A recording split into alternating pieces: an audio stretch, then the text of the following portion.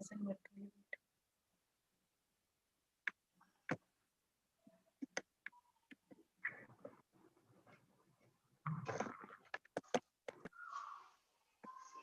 unplug the device and audio check.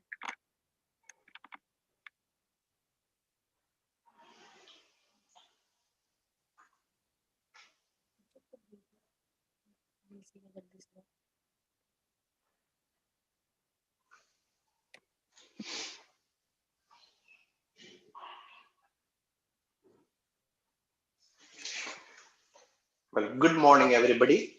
Welcome to Young Science Leader Series. After a festive season, after Diwali and other festivities, we are back. We missed last week. And this week, we have two speakers. So the first speaker is Dr. Rashmi KS. Dr. Rashmi is working as assistant professor in Department of Physiology at Kasturba Gandhi Medical College in the Manipal, a very famous college down south, internationally reputed place. She has PhD and MSc, both from the same institute, KMC, Kasturba Gandhi Medical College, as well as Manipal Academy of Higher Education in Manipal. And she is basically working, her PhD is in neurophysiology. So I hope she will be speaking her journey towards a scientist in neurophysiology and non-figure. And of course, she is a very, fertile scientist with lots of grants to the tune of 40 lakhs. So how to win grants, that is another story that we expect from you, Dr. Rashmi. And of course, she got so many awards, including some of the Travel Grant Fellowship from International Brain Research Organization, France, Federation of European Neuroscience Society, SERB, and Humboldt Foundation in Germany, and so on, and more than 30 publications in reputed international peer-reviewed journals. And interestingly, she's mentoring 3 students in Young Science Leader Series, the virtual internship, that is VISL, our VISL program. And one of the students is Miss Akhila. Akhila is also here with us, so I hope she will share her experience as an intern. Remember, if you are selected as an intern, you are automatically, be admitted as associate of our Young Academy, that is YAI, Young Academy of India.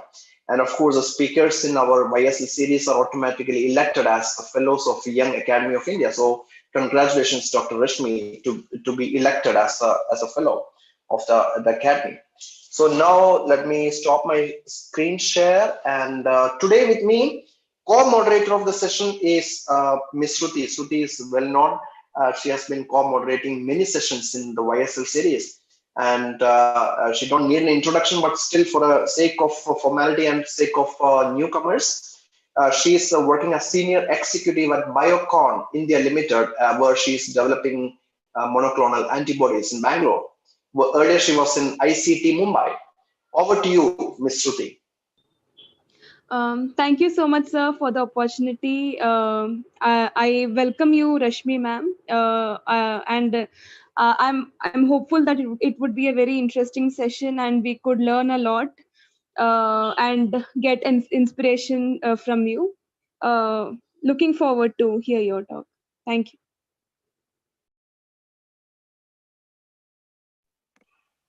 Thank you, Shruti.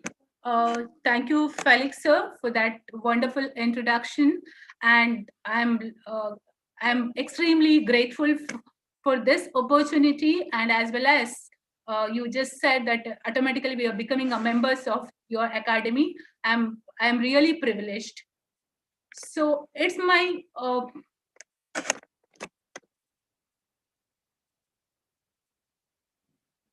let me share the slides.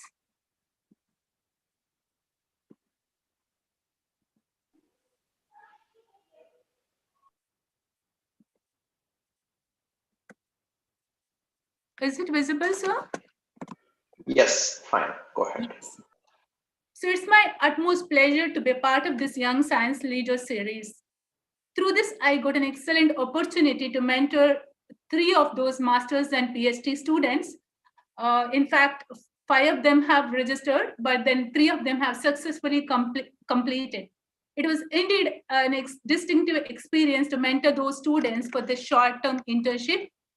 And this along, I got this unique platform to share my scientific journey as young science leader. So at the outset, I would like to congratulate those budding researchers who have worked under me. And I just want to give a gist of those students and what they have worked on in this internship program. Payal Fore, I hope she is with us today. She is currently pursuing MSc Biochemistry from the PDM University, Delhi. And she worked on a short review titled Role of Orexin in Sleep Regulation. So I could extrapolate my thesis since my work was also on orexin. So we worked together and she successfully completed and she learned how to write a review. And then she in this short span of time, she could submit that in a publishable format. And congratulations, Payal. Then we have Rahul, who's currently doing BSc Zoology, who was very new to research, but he had a keen interest to pursue as a budding researcher. So he showed utmost interest. So we worked on a topic that is the addictive substance and appetite. So 2 months he has worked. Uh, the project is getting revised and revised, and he has submitted before the deadline, and he has also learned how to write a review. It was not easy for a BSc student to learn and to write a review meticulously, and I'm glad that he was successful in doing it. So I would like to congratulate him too. Then we had Dr. Akila. She had a very strong profile as she's already doctorate, and she was kind enough to collaborate with me and work. And so she has worked on a novel topic, that is biotoxins and pesticides as endocrine disruptions on a different model. We all have worked on a rat model so far, mice model, but this was a review on the fish reproduction. And it was a nice experience working with her. Congratulations, Akila. Once again, I congratulate all these researchers and budding researchers. Now, this whole talk is intended to share my experiences and how I got in the field of research as an academician. I stand quite different from the full-time researchers as I am in an academic setting. Hence, I aptly titled my talk as My Scientific Journey in an Academic Setting. So I'll be reflecting on this. Along with this, I also would like to reflect on mentoring, one of the utmost aspect of our research, and as a woman in the field of research for the budding lady researchers here.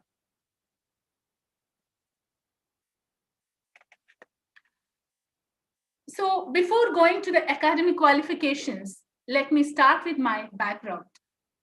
I come from a humble family where my father was working for a bank and my mother is a homemaker, and I'm blessed with two supportive elder brothers. I studied in a rural school where the medium of instruction was Kannada. Even though those days itself, my father had inculcated the importance of education. He always used to say one thing to me, as we all from a middle class family and from a humble background, he used to say every now and then, Rashmi, education is the possession that none can take away. And education is the only one thing which can take you to heights. As those words still linger on my ears. I still remember those days. He had that support. He used to get books like General Knowledge, Frontline, India Today to enhance the knowledge as well as to improve my communication skills. Even though we are from the rural background, even my instruction of medium of instruction was Kannada, he used to think I shouldn't lag behind. So he tried all his best to improve the communication skills, improve the general knowledge. That's how his support. And not to forget, my mother being a homemaker, and as well as the brothers were the biggest supportive strength to me. Now coming to my academic qualifications, my school had given a lot of opportunities to explore the academic as well as extracurricular activities and helped me to develop leadership qualities. And I still remember my school, which was in a temple premises, that itself was a positive ambience for us to have that spiritual aura in a place where I studied. This was a unique experience I had in my school. Then I graduated in botany, zoology, and chemistry from one of the college in Mangalore. The college education taught me the leadership qualities and to dream achieve higher. Then I pursued my master's in medical physiology from the place where I'm working right now, that is the Kasturba Medical College, Mangalore, Manipal Academy of Higher Education. So there I became more goal-oriented and started dreaming of pursuing research. But to be frank, being from a humble background, my priority was to fetch a teaching job first so that I could stabilize myself. Then I could think of research. That's how I got into academics. So I joined as a lecturer in the same university where I studied. Then after a couple of months, as joining as a lecturer, I started working for my PhD. As an academician, I stress upon this because I need to tell you what are the barriers and advantages to work, to do research in an academic setting. Initially, I worked with the gastroenterologist on irritable bowel syndrome for a few months as a pilot study for my thesis. But unfortunately, it didn't materialize as I got married and I had to commit for around 4 hours per day for my work. So I had to drop. Then I approached a professor of my post-graduation and I expressed my interest to pursue PhD in neurophysiology, and luckily sir readily agreed for that. And now what I learned during my PhD, there's a lot to tell. I'll come back to that a bit later. But of course, the techniques are what I've learned, a lot of neurophysiological technique and the teamwork. We had to work as a team because it was a funded project. So I will elaborate more on this PhD journey in my couple of slides. Before that, what are the other things? What are the other qualifications? Recently, I pursued a medical education fellowship, which is sponsored by Philadelphia. So there, it was indeed a unique experience where I learned the leadership qualities, collaboration, as well as building up the contacts. How the building up the contacts and the collaborations can work effectively. These are the few things I learned during the fellowship. Along with this, I also completed a postgraduate diploma in bioethics and medical ethics. So these were the things what I could do it in the last 3 years. Now, coming to more on my PhD journey, as I earlier mentioned, in an academic setting, it's not easy because most of our time, like maybe 75% of our time, goes for teaching to medical students, dental students, paramedical courses, taking practical classes. So a limited amount of time, maybe 20 to 30%, maybe we have to work late hours. This is what we had to do during our research, and still we are doing that. And we come under that bracket of in-service PhD scholars. That's how we had to work. So I worked under my mentor, Dr. Gandaraja, who's an additional professor with us in our department. So I told you, like I had to drop one topic, then I moved to other, where 8 months of approaching sir, I could register for my PhD.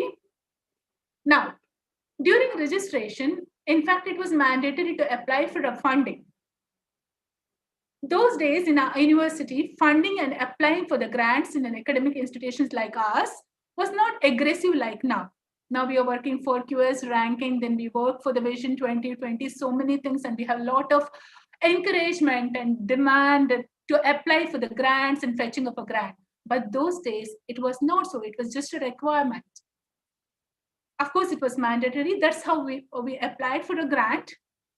And our project was immediately funded of 35 lakhs for our lab under neurobiology task force DBT government of India. So we could work more independently. It made our job much easier. And that's how it went on. Now, mentorship. Mentorship is very important. What I learned from my mentor.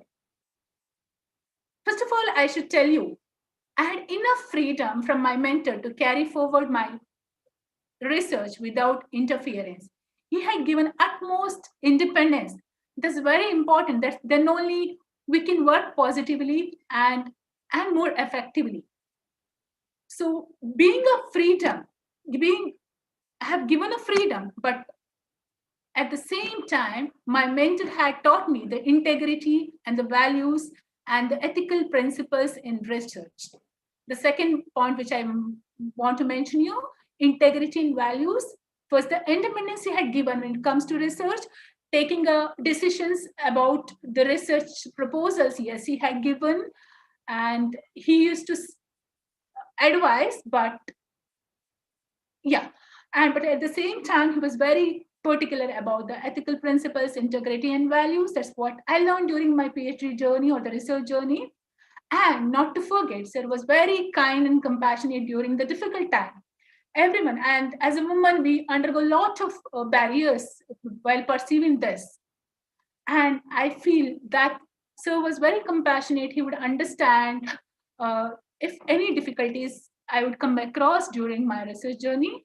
And I feel that is one aspect every mentor has to follow so that students can work more positively under their mentors and the output will be really, really worthwhile.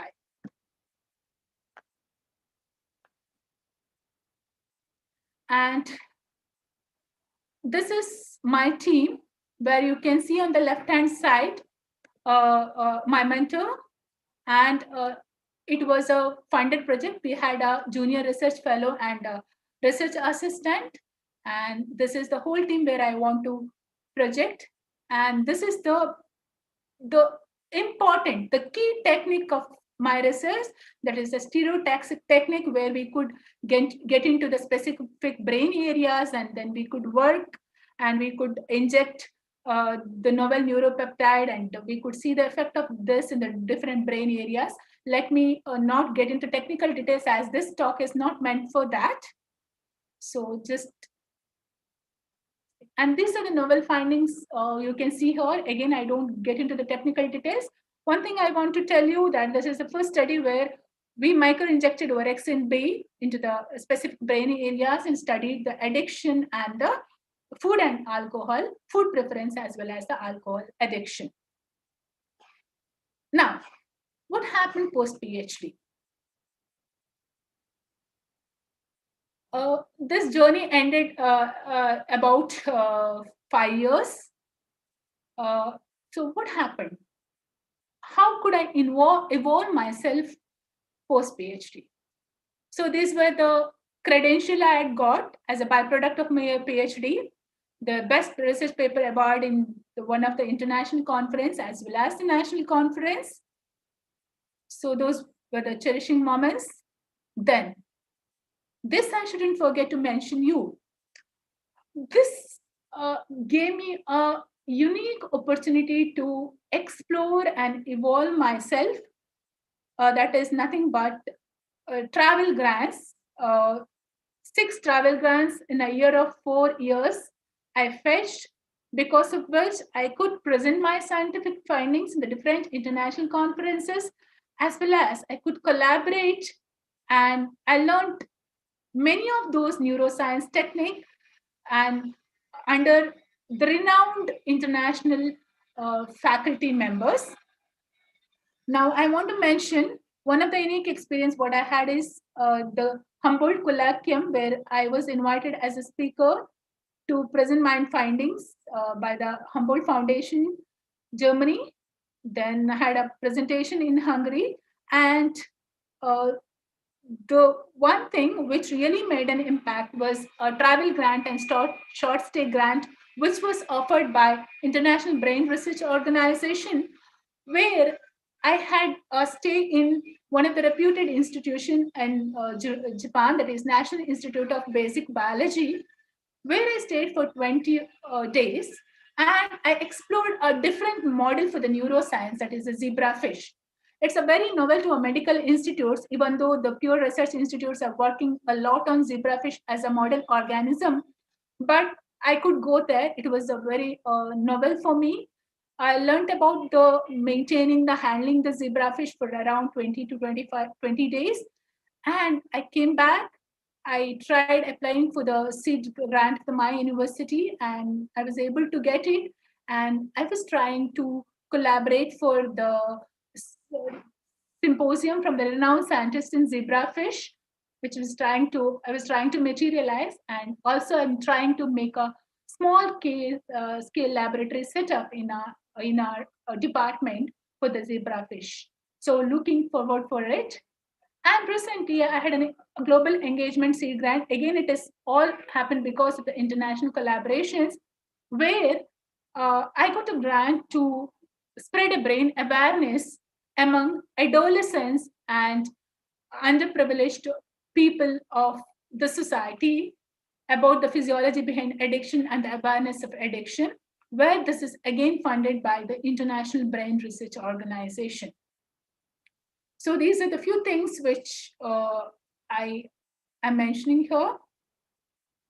Now, this is all about my journey from my schooling till the completion of PhD of 5 years, as well as post PhD. Now, as there are many budding researchers here, majority of you might be women in science. I just want to stress on this key point: the women in science. What is the advantages and barriers? If you see worldwide, the women have done a very fantastic job, or they have really made a mark in uh, the research field. I can give you one or two examples, like Rosalind Franklin. She's a British biophysicist who has done a revolutionary work in discovering DNA as well as understanding X-rays and molecular structure. And Gertrude Ilion, another Nobel winner, she's a biochemist and pharmacologist who developed drugs to treat leukemia and prevent kidney transplant rejection. So the list goes on. And if you see recently in the Indian scenario, the Soumya Swaminathan was the first appointed chief scientist at the WHO, World Health Organization. And she's a pediatrician basically, and she is known for her research on tuberculosis and HIV. So women in science, as I told, the list goes on. Now, as a woman in science, what is my experience? How was my experience as a woman in science? So to be frankly telling, I didn't find any experience or difference as a woman in any point of my scientific career. I had a tremendous support from my family. I still remember those days when I was writing my thesis.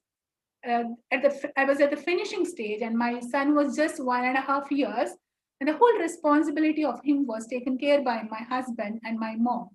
And this was the support what I got from my family. So it was a smooth journey for me, and I understand it is far more tough for a married woman to manage home, academics, and research. I hope many women out here will agree with me, but it is possible. It could be still smooth with the support of your family and good bunch of friends, and with that enormous strength within us. I feel this journey can be really smooth. Now coming to the barriers. According to Jacqueline Clark, the Lancet's executive editor, recently addressed gender inequality in research still exist. Even though we say there is a equality, there is no difference. It differs from person to person. Again, if you see, this is the statement, Jacqueline Clark, the Lancet's executive editor. She addressed the gender inequality, and overall, the issue demonstrated that gender inequality continues to exist in the scientific field. But keeping that aside, we have ample of opportunity to explore in science, in research as women scientists. If you look at the global perspective, international funding agencies provide enormous opportunity to pursue fellowships, and also they offer research grants as young women scientists, basically women scientists, and the chances are higher for a young woman scientist. International funding agencies like Academy of Science, which is called as TWIS, then you have International Brain Research Organization, you have Humboldt Foundation, then you have Federation of European Neuroscience, then you have a NUNS, and then you have a Commonwealth Fellowship. There are ample number of fellowships where you can either get a grant to a place where you work, or you have can get a visiting fellowships where you can explore the universities and work for short-term fellowships there, 2 months, 6 months, a year, and then you come back, go on sabbatical, come explore, and then come back. So you have a different opportunities this way. And if you see from Indian perspective, all of us know we have separate women scientist schemes, young scientists, as well as just women scientist schemes. Young scientists, when we say it becomes under 35, and then just the women scientist schemes under different funding agencies like Department of Biotechnology and Department of Science and Technology, Tata Women's Scholarship, and so on. So we always can be positive about it, that we have been strengthened because of this ample opportunities and the funding support we get from the different funding agencies. Now, before I conclude, I want to give some of the tips for the young researchers here. So, due to time constraint, I have concised to only 4 key points. That is about the mentoring, time management, teamwork, creativity, and innovation. I have been mentioning about this mentoring a couple of times. I have correlated through my PhD journey or my science journey. But the best example of mentoring we can or we could see, all of we could witness here is through the young science leader. I have seen how beautifully this mentorship worked in a virtual platform, and how the budding researchers got benefited from this. I see around 4,000 candidates or so. There are enormous, many number of candidates who have registered, and I guess Dr. Felix sir had made sure that this mentorship worked very effectively. 3 of them have worked under some of the senior scientists. I could hear the talks and their experience. Around 7 to 10 of the young budding researchers have worked under them successfully. They've learned a lot. So this is the beautiful mentorship program on a virtual platform in this COVID scenario, which was best used by this system. Now, when you choose your mentor or supervisor for your PhD, be vigilant and comfortable, right? Be vigilant and comfortable before you choose your mentor or supervisor for your PhD. Because whenever you start working, you work for a couple of months, see your frequency with your mentor, supervisor, you see whether you can work in tandem or whether your rapport with your mentor is comfortable, then only you pursue, because it's not a work what you do with your mentor for 1 or 2 days. You have to work for at least 3 to 5 years, minimum of 3 years, and you have to work.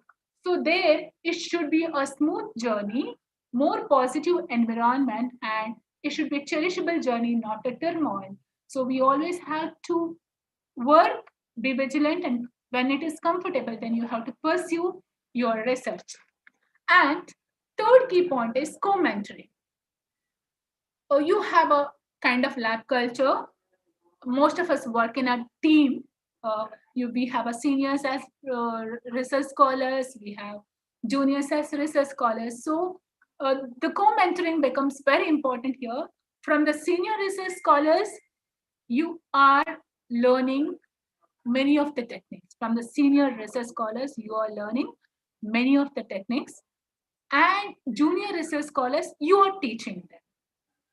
So here it becomes a kind of co-mentoring to you by your seniors, as well as from your guide, as well as co-mentoring to your students. So that is what I wanted to mention here.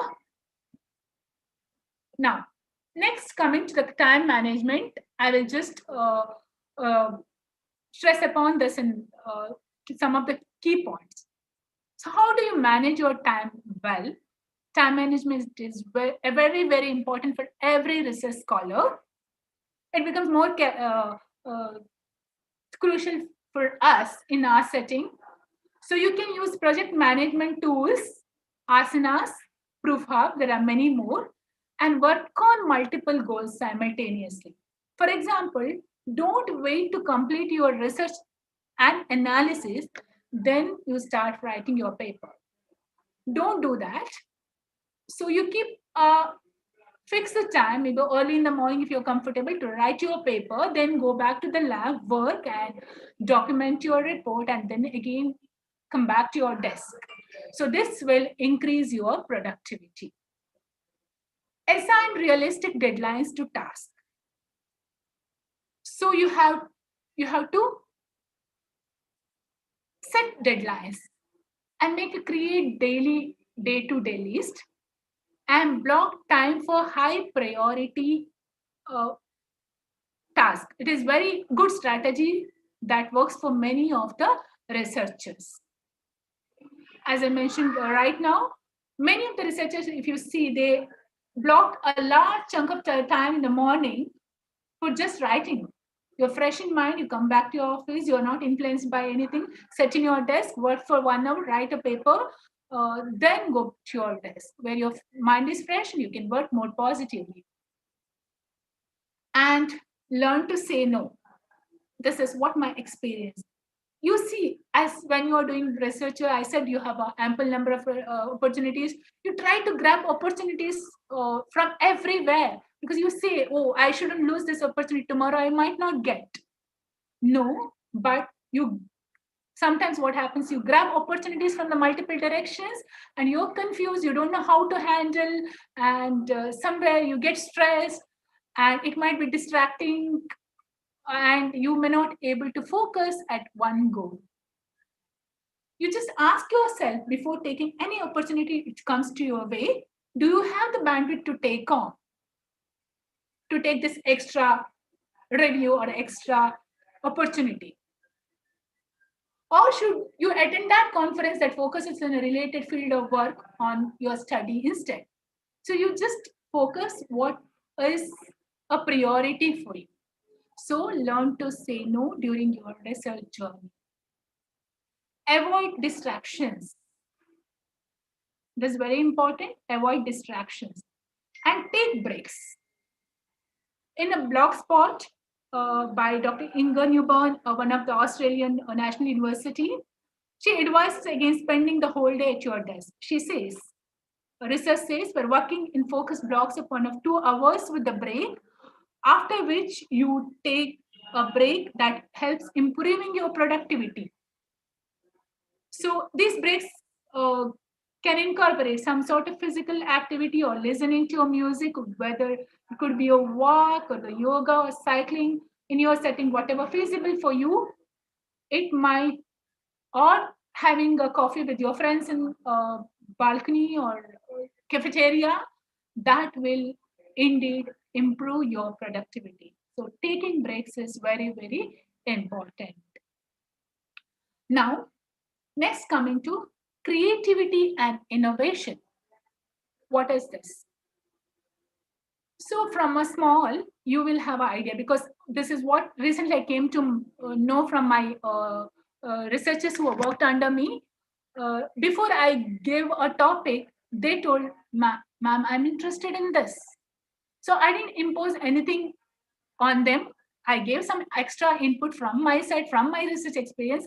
But what dream, or the what creativity, what innovative thinking, what they had, I had given a utmost importance, and I worked along with them to pursue their project. So if you have a dream or any new idea, go to your mentor, tell, this is what I have in my mind, sir, can you give a input? So your mentor might be having a different idea.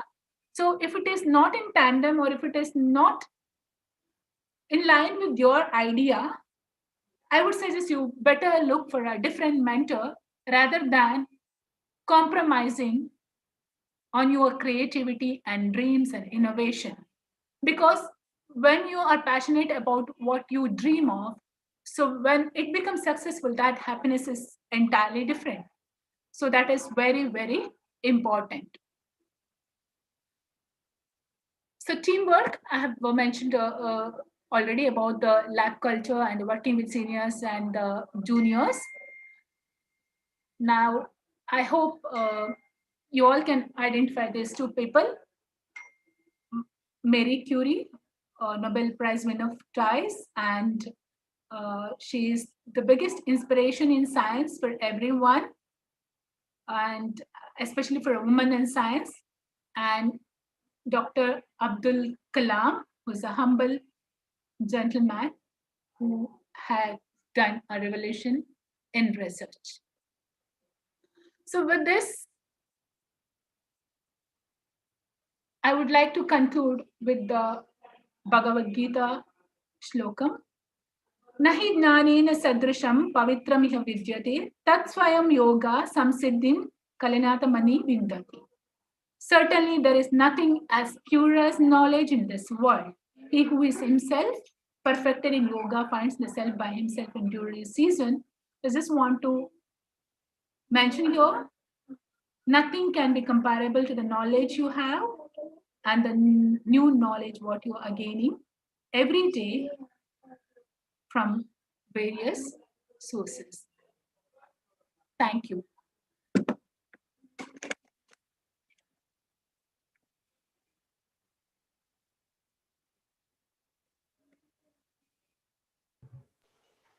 Okay, Dr. Rashmi, please exit your window. Yeah.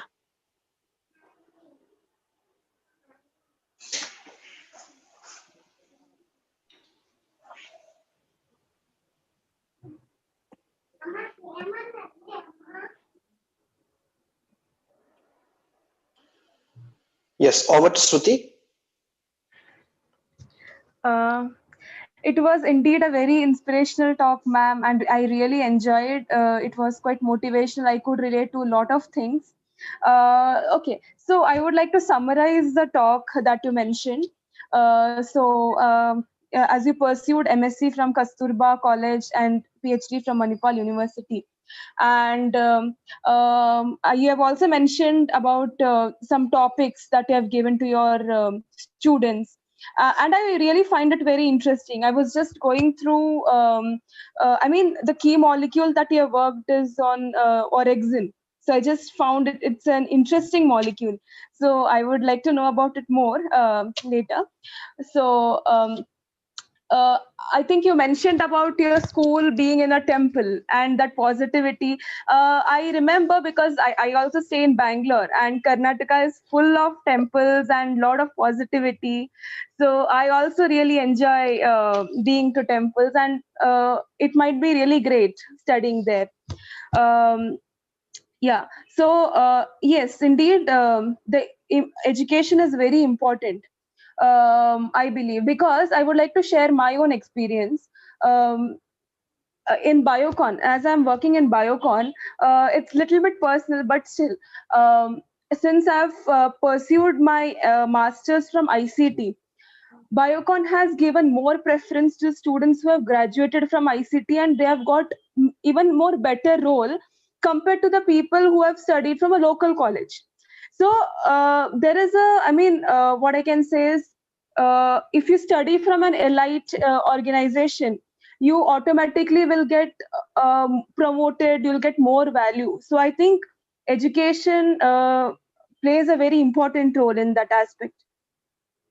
And I remember you mentioning different values that you learn during your different stages. That is, during BSc, I think you learned more about um, leadership and how to dream higher when you are in graduation. Then in PhD, as it goes for a longer time, you tend to learn perseverance, like how to complete it in time. You should have a patience for it, and so on. And I would also like to mention that even I wanted to be a teacher right from the beginning. I also mentioned that I want to be a teacher. Like whenever, like in the school, also people used to ask who wants to be teacher. Nobody used to raise their hand. I used to raise my hand, and I always wanted to become a teacher. Uh, Still, that dream is there. So I also have plans to pursue my PhD and ultimately become a professor. So. Uh, and being in an academic setting and doing research, I feel that to be very fascinating, because you can impart your information, I mean whatever knowledge you have gained, to the new students along with doing research. So I think it's very interesting thing to do. And it's really great that you have got many international and national recognition after pursuing your PhD. It's really nice. And you've also mentioned about women. I mean, the advantages of women in science. That is, because women already have a multitasking ability. So I think it is an advantage to pursue that. And more or less there are many grants available for women, especially because looking at the trend, because people, women especially, are like the percentage of people in women in research is less, so the grants are also very high. So if we are really passionate about research, so I think it is really helpful. Yes, and also it's you pointed out very right that it's very important to say no, because I also tend to take up all the opportunity that comes my way, and I sometimes it is very puzzling. Even now also sometimes I get some projects. So sometimes I don't find time. I sometimes I think that okay, I can take up this, that, but then realistically it is not possible. So I think we need to streamline and focus on a single thing so that we can excel in that. And yes, so we should also avoid many distractions, which will increase the productivity. And uh, yeah, and we have to use the innovation and creativity, and also discuss with the mentor. So here also I would like to mention one instance. Previous, when I was pursuing a master's in ICT, I was allotted a topic of saccharification of lignocellulosic waste. That was a topic allotted, and I even worked for it for 1 year. But ultimately I found after 1 year that there are already so much of research happened which I have not actually researched. So I convinced my guide, no, I would like to modify this topic to I would like to work on a production of erythritol from molasses. Even that is somewhat related to the project, but then I could bring in my own creativity in that, and I could finally finish out my project. So and my mentor was also very helpful in that. He gave a lot of inputs in that. So it was really great. So I would like to ask few questions.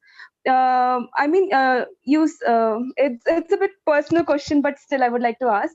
So, as I told you, I am interested in doing my PhD. I'm working right now.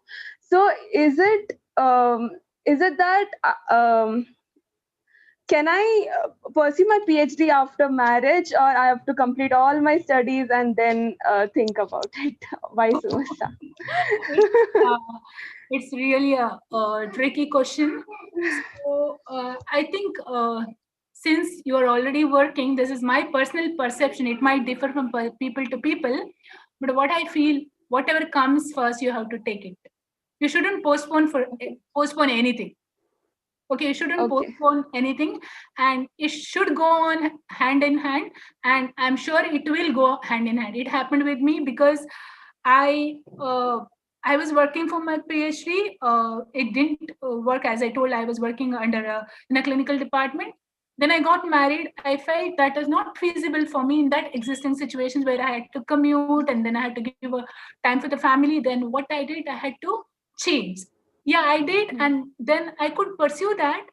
Yes, in a in service we have a flexibility of continuing up to 4 to 5 years. So yes, I took my time. I had a maybe in between. Yeah, I mean it all, I won't say it is hurdle, but yeah, that point of time you might feel you are stuck somewhere. No, you enjoy that moment, then you come back and you can always pursue. One thing I want to say in a single statement or single statement, that don't postpone anything. Okay. Yeah. Okay, Shruti. Yeah. So, as I mentioned that orexin, I feel it to be quite an interesting molecule. So, I would like to know what is I mean, interesting finding that you have come across with this molecule. I think you have worked in. It's a hypothalamic neuropeptide which is produced naturally in our brain. Yeah. But what we have done in a rat model, we have done the exogenous administration using a particular technique. There's a stereotaxic technique. So we could inject the specific brain area of our interest, which is implicated in reward. So here, the interesting finding what we found is orexin B, that there are two types, orexin A and B, with a slight change. So we have worked both on orexin A as well as B. Our team has worked on both orexin A as well as B. So here it had increased the ingestive behavior in the rats, and it is in our even though we couldn't take it up to clinical trials, so the uh, in a rat what we have found is it has worked as a I mean, it has orexin B antagonist. That is what we have chosen is the TCS-OX229, which has a decreased alcohol intake. So it has worked as an anti-addictive substance. So it increased addiction as well as it has worked as an anti-addictive substance. Okay. Um, in one of the topic that you have given to one of the students, that is the correlation of addictive substance and appetite. Yeah. I find it absolutely, I mean, it's quite interesting. I was very curious to know about it. Can you just elaborate on it? Is Rahul here in this meeting? Is Rahul here? No. So he has written a review, nice review on different the addictive substances like nicotine and alcohol and the different. And he has mentioned how the nicotine has affected your food intake. Some of the review articles, if you have seen, it has decreased the food intake, and if you see the alcohol, it has increased the food intake. So you just see a very contradictory findings on this, and he has elaborated on both the sides, and we will be sending it as a publication soon. Maybe we will give you a link and you can read on that, or I can email it to you once it is sent for publication. Then I'll send you that paper so you can have a look upon that. This is what he has or each addictive substance he has mentioned and what it has done on appetite, what various articles have mentioned about it. That sounds really interesting. And also, the last question I would like to ask is about different fellowships. Like, people mostly have a doubt whether to pursue the fellowship in India or abroad, which one is better, and how we can find out. I mean, what all fellowships are there in India? Like, which is the best portal to find it out? Because people, I mean, it seems to be quite confusing because we don't tend to find a very good portal, common portal where we can get that information, and people tend to miss it out. Yeah, So, very true, very true. So in this regard, I want to tell you two things. One, Yeah. first question you asked whether it's international or national. Mhm. So if it depends on your feasibility, if you are ready to go, always experience will be different when you go for the international fellowships, and the facility what you get, the amount what you get is much more compared to Indian scenario. And there are certain fellowships by the Indian funding agencies where you can take it and go abroad and learn and come back. And you can use these fellowships or the grants to attend the conferences. Yes, your experience may not be lengthy, because you, as soon as you finish your conference, present your paper, you will have a short stay there and you will come back. Whereas you will have a fellowships where you can go for 3 to 6 months. For example, ICMR has that visiting science fellowship. Uh, you can check on that. And even towards Academy of Science, that the international only, it is especially for the Asian countries, where you can use these fellowships, go abroad, stay there for 3 to 6 months, have your proposal, speak to your mentor over there. First, you have to communicate to them, speak to your mentor over there, and then once it is finalized, you apply for a grant that is just to take care of, cater your needs, stay, travel, food. Okay. And most of these international laboratories will not charge. 99.99% they will not charge. They will welcome you. Just go there, learn, show your sincerity, work, and come back. So this is what I'm talking about, visiting fellowships. And it could be from during your PhD. You can use this fellowship. There's a and there are there are some schemes available only for the students, research students, as well as once you complete, there will be like a, you will be like a visiting scientist. So these are the different fellowships which I can mention. And you also mentioned about one more thing, that you have information about this funding and the fellowship scattered. I agree with that. People are don't know, even though we have opportunity, we don't know.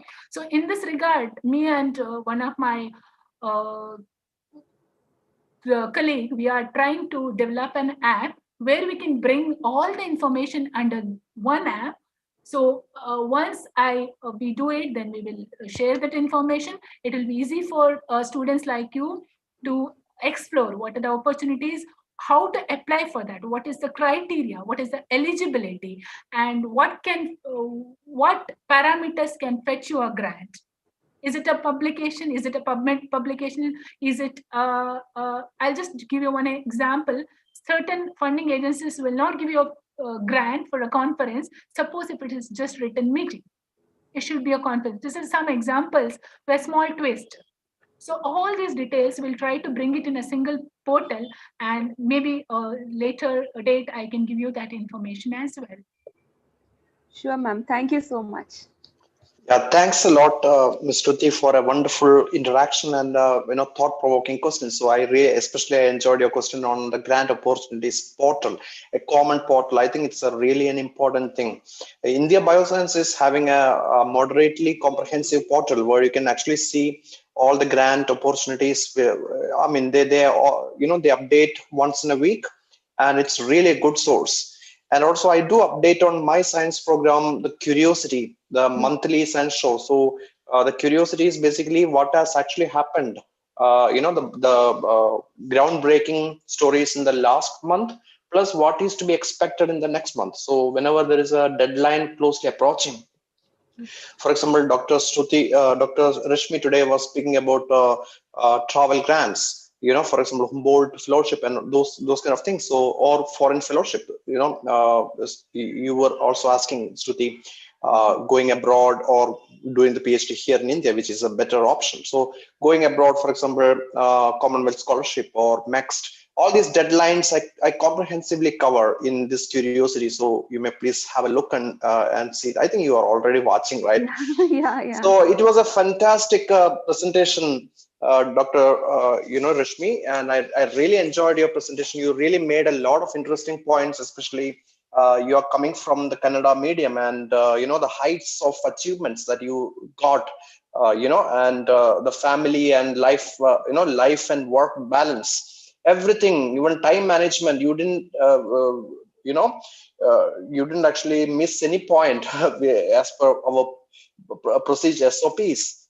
Thank you. That even the interleaving and block timing. So it's always better to work on in the block, which is really relevant. The Pomodoro technique. I also covered that in some of my videos. And also you said about the distractions. So the importance of avoidance of the distraction for the productivity. It's really important points that you covered. And yes, I'm really happy that many of the students have been benefited out of your internship, our the VISL program. And we have with us one of the intern of Dr. Rashmi. Her name is Akhila, Dr. Akhila. She's already a PhD. She's a faculty at Vikrama Simhapuri University. Apparently, I have been there long time back. On my one of my field trip to Nellore. So on the way to the Pulikat Lake, I still remember, and Dr. Vijaya has invited me to give a talk in that university. And yeah, fond memories I do have about this Vikrama Simhapuri University. So Dr. Akhila is a faculty there, and she's also our intern. And over to you, Dr. Akhila. Please share your experience about our internship. You are muted. Please unmute and then speak. Okay, sir. Thank you. So first of all, I want to say thank to Dr. Felix sir for giving this opportunity. And coming to my mentor, I wish to express my profound sense of gratitude. My mentor, she's professor and Dr. Rashmi madam for suggesting me this workshop. And even though she is a belong to neurophysiology, and she has an idea on reproductive toxicology. Okay, so I appreciate her. And also coming to today's talk, she explained excellent about the leadership qualities, collaborations, and especially about independence and compassion. And she has a lot of compassion, and she's always show compassion on me. And she given an excellent tips, especially for young science researchers, and not only young researchers and but also me, even though I'm working as a guest faculty, and I'm also one of the researcher. Okay, and I learned a lot from her, especially about time management and teamwork, then creativity and innovation. And she has a lot of teamwork, and she's always collaborated with me. And she's always asking about, when she called me, she always asking about what is your work status, and you have any stress, like that she asked me. So I like that very much. And she is also asking about if you have any help about work. And she has patiently provided the vision, that is online vision, and constant complete encouragement. And she advised necessary for me to proceed this research program and about my job. And especially she suggest first of all she suggested me what area of work you are going to do, okay, and what area you have an interest. So especially I talked about, madam, I have a experience on reproduction, so I don't have any idea on neurophysiology. But even though she has a neurophysiology, but she given a lot of advices, especially about animal models. Okay, I have experience on the rat model, but I don't have any idea on fishes. But even though she suggested me, so why don't you are doing on fishes? Because I'm working in on a marine biology department, and it is very useful for you. So like that, she suggested me. So that's why I shown on interest on biotoxins. So especially coming to my research topic of this workshop program is, that is a review article. Okay, that is a review on biotoxins, pesticides. That is the effect of biotoxins and pesticides on the reproduction of the fishes, especially in aquatic animals. So her extensive discussions around my work and interesting explorations in operations and have been very helpful for present study. So I am fortunate to have been blessed with the privilege of working under her mentorship, Rashmi Madam, and I deem it a great privilege to express once again my profound respect and deep gratitude and sincere thanks to my esteemed mentor, Dr. Rashmi Madam, for her generosity towards me throughout the period of my this research program. So I once again thank to Rashmi Madam, and she is a good mentor, and you have a lot of compassion, and you have a lot of leadership qualities, and so I once again thank to you and also Dr. Felix sir, and I also Dr. Rashmi Madam, congratulations to you. You are selected as a Young Academy of India. So I'm very proud of you, and I'm not forgetting you in my life, and your values talks about me, and you are not asking about my research work. You are always asking about myself also, and personally, she's asking a lot of okay, especially about health and about my family. So. She's not a good researcher, and she's not only a, good academician, and she's also a personal one of my best friend. So I'm thank you, madam. So being as a friend and being as a mentor in my life, and you are provided by the Dr. Felix sir through this work in science lister. My pleasure. So I thank you both of you. Thank you. My Thanks once pleasure. again. Thank you, madam. Yeah, thanks a lot, Miss Akhila, Dr. Akhila, and I'm really happy that many of the students have got benefited out of this program. And through this program, Akhila Yes, and yes, Dr. Rashmi could able to interact, and Akhila yes, sir. got a lifelong mentor in her. So I'm Yes, really sir. happy that a lot of students, thousands of students across the country, got benefited. And yes, and Dr. Akhila is also now associate of our Young Academy. So welcome to the Young Academy of Sciences as associate. That is a step closer to Thank you. become a fellow. So I wish all of you the best. And yes, Dr. Rashmi's talk was really profound. I really enjoyed your talk. And yes, your university is also Mahe Manipal Academy is one of the university which has been featured in the QS ranking. Yes. I think 700 to 1,000. You also said something about the QS. So by the way, QS for uninformed is one of the top university ranking systems across the world. Another one is Times Higher Education Ranking. So yes, so as per my understanding, none of the new central universities got in the QS. So yeah, Manipal is doing a fantastic job, and my appreciations for you and your institute, and my best wishes for your Thank you, sir. career. Right, both of you. I mean, everybody. Thank you, Yes, sir. and thanks a lot, Thank you. Miss Shruti, as well. Yes, Yeah. for moderating this session. Thank you so much, sir. Would you like to add Thank you, some sir. Thank final you. words and final takeaway home message to the young scientists, Miss Dr. Rashmi? Sir, at the outset, I am very grateful for this opportunity. I told you the COVID was a very bad situation. In that, to come up with this virtual platform, I was mentioning in my talk also, this was the best example for mentoring, which you guided us to come into this single platform. I'm very fortunate about this. I got to interact with many people here.